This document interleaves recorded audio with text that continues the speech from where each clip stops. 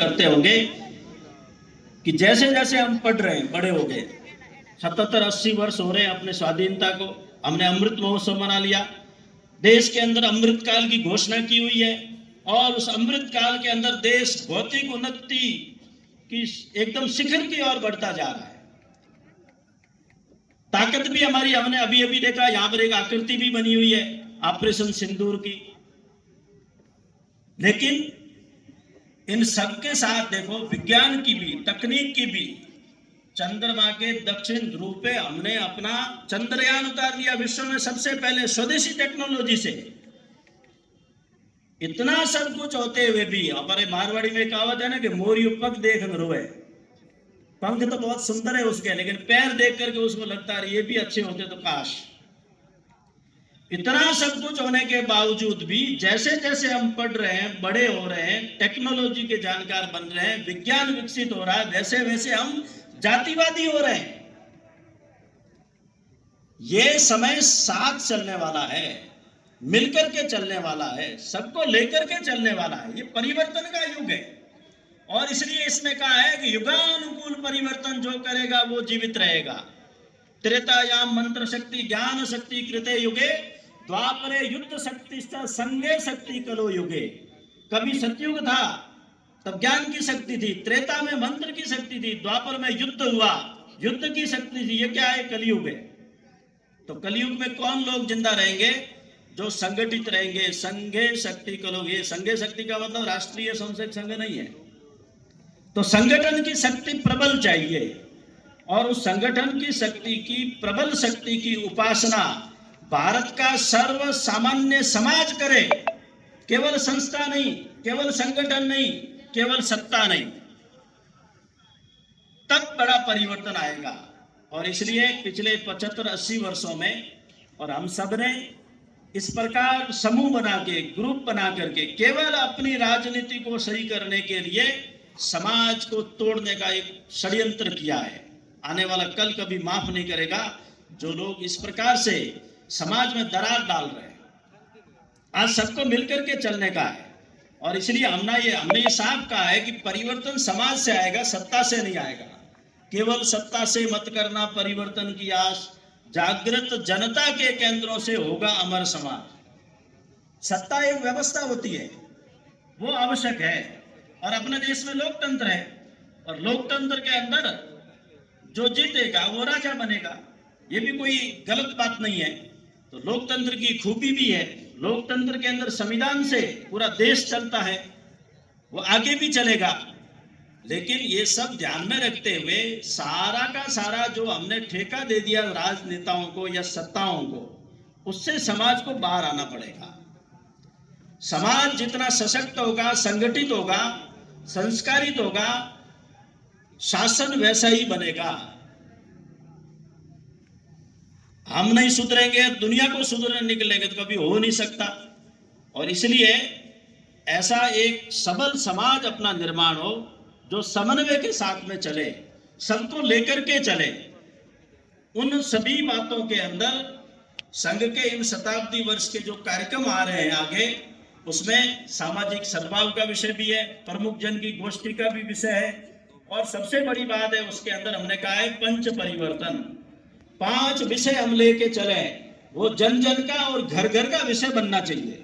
इसलिए आप सबसे निवेदन है, ये केवल मुट्ठी भर स्वयंसेवक ये नहीं कर सकते, हमको अपनी ताकत का कोई अभिमान नहीं है। हम बहुत विनम्रता से आग्रह करते हैं कि हर घर के अंदर कुटुंब प्रबोधन चाहिए, हर घर में समरसता का संदेश चाहिए, हर घर में पर्यावरण पूरक हरित परिवार हमारा बनना चाहिए, हर घर के अंदर स्वत्व और स्व के बोध और स्वदेशी की बात चलनी चाहिए।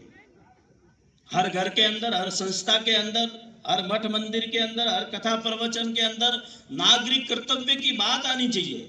केवल नागरिक अधिकार नहीं मिले हमको, कर्तव्य भी है, उन कर्तव्यों की भी हम बात करें। ये जो 5 बातें लेकर हम चले, इसको कहा है पंच परिवर्तन। ये एक संस्था का, एक संगठन का, एक विचार का विषय नहीं है, ये सबके हित का विषय है। राष्ट्रीय स्वयंसेवक संघ की शाखा जब प्रभावी हो जाती है अपने गांव में चलती हुई, तो वो शाखा सबकी है। राजनीतिक विद्वेष और विचारधाराओं के अलग अलग प्रकार के भेदों को छोड़ करके स्वयंसेवक जैसे काम करता है, समाज को भी बड़ा मन लेकर के आगे बढ़ना होगा। और जब समाज इस भाव और मन से आगे बढ़ेगा तब एक बड़ा परिवर्तन हम अपनी आंखों के सामने देखेंगे।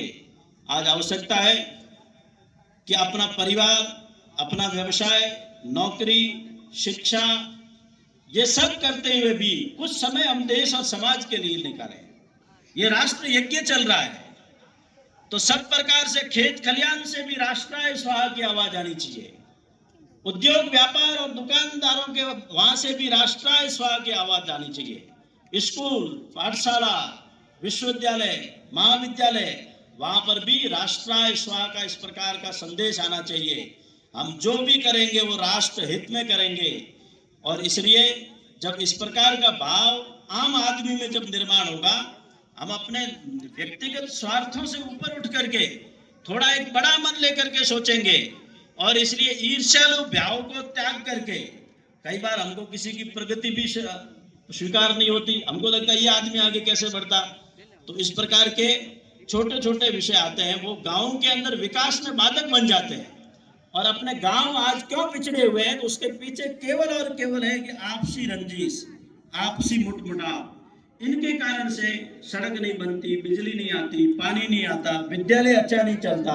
जो प्राथमिक आवश्यकता है आज के समय में, वो सब करने के लिए भी जगह जगह पर संघ के स्वयंसेवकों ने समाज से संवाद करके ऐसे अनेक आदर्श गांव खड़े किए हैं। अपने संपूर्ण राजस्थान में भी ऐसे 50 गांव है हमारे पास में, जिसको हम कहते हैं प्रभात गांव। उससे पहले की जो श्रेणी है वो उदय होती है, उससे पहले की किरण होती है। जैसे एक किरण निकलती है, फिर सूर्य बाहर आता है, और बाद में प्रकाश होती तो प्रभात होती तो प्रकाश छा जाता है। तो ऐसे श्रेष्ठ गांव इस प्रकार के हमारे बने। और अपने परिवारों के अंदर विशेष करके अंतिम बात है कि एक संस्कारों की व्यवस्था और संवाद की व्यवस्था होनी चाहिए। आज हमारे घर के अंदर कोई संवाद की व्यवस्था नहीं है। हम परिवार में एकत्र बैठते नहीं, हमको पता नहीं है किशोर वे जो अपने बेटे हैं, बेटियां हैं, बच्चे हैं, वो कहाँ उठते हैं, कहाँ बैठते हैं, उनके मन में प्रश्न क्या है। जब तक हम उनके प्रश्नों का समाधान नहीं करेंगे तब तक हम केवल चिल्लाते रहेंगे, आज ये हो गया, आज वो हो गया। मैं उसका वर्णन या नहीं करना चाहता, आप समझ गए होंगे। इसका पीछे जो मुख्य कारण है वो है परिवार के अंदर संवाद नहीं है, सब अपने अपने काम में लगे हुए हैं। और आजकल हिंदू के बारे में तो ये कहते हैं कि हिंदू का मतलब हो गया कि एक धंधा तो दूसरा, दूसरा तो तीसरा, तीसरा तो चौथा शुरू कर लो, पैसे चाहिए बस। बाकी सारी व्यवस्थाएं, उनके ऊपर हमारा कोई फोकस नहीं होता। तो ये सब करेंगे, समाज ठीक होगा, परिवार से परिवार ठीक होगा तो समाज होगा, समाज होगा तो राष्ट्र ठीक होगा। देश के प्रति इस प्रकार की एक भावना, एक कवि की पंक्तियां कहकर के बात पूरी करता हूं। एक बहुत विशाल पेड़ था बरगद का, उसके ऊपर 2 प्रकार के पक्षी रहते थे, एक तोता और कौवा। एक दिन अचानक देखते देखते पुराना पेड़ था, उसमें आग लग गई, धू धू करके पेड़ जल रहा है। तो पेड़ को जलते हुए देख करके और कौवे जो थे उनके सरदार ने सबको अपना इकट्ठा किया और कहा, आग लगी इस वृक्ष को जलने लागे पात, नहीं आग लगी इस वृक्ष को जले हमारे गीत, आओ आओ अब उड़ चले पंख हमारे मीत। वो अपने पूरे टोले को लेकर के उड़ के चला गया कौवों का दल। ये कवि जो कल्पना दी है, ये देख रहा है कि एक दूसरा जो पक्षी है वो तोता है। तोतों के सरदार ने भी अपने पक्षियों को इकट्ठा किया, सारों को ही, लेकिन वो छोड़ के नहीं जा रहे, वो प्रयास कर रहे हैं। कुछ बूंद पानी लाके डाल रहे हैं, पंख फड़फड़ा रहे हैं, पंख झुलस रहे, वहीं बैठे। कवि उनसे प्रश्न कर रहा है, आग लगी इस वृक्ष को जलने लागे पात, तुम क्यों पंछी जल रहे पंख तुम्हारे पास।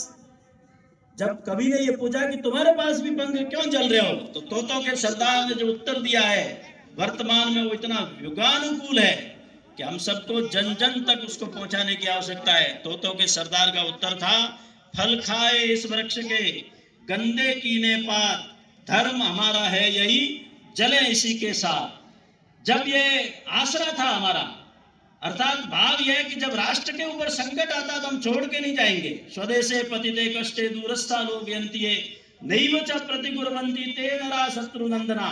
जब राष्ट्र संकट में पड़ा और जो लोग दूर खड़े देखते रहते हैं और प्रतिकार का कोई प्रयत्न नहीं करते, हमारे यहाँ उनको कहा है वो शत्रुओं को आनंदित करने वाले हैं। ते नरा शत्रु नंदना, ये समाज को तय करना पड़ेगा। आपको सबल राष्ट्र चाहिए, वैभवशाली राष्ट्र चाहिए, आज को भौतिक उन्नति चाहिए, लेकिन हमको ठीक होना पड़ेगा। और इसलिए हम जब होंगे तो हमारा राष्ट्र ऐसा होगा। इस प्रकार का एक भाव लेकर के आप सब चले। मेरे निर्धारित समय में आपने मुझे सुना, इसलिए आप सबका पुनश्च एक बार आभार। जय भारत।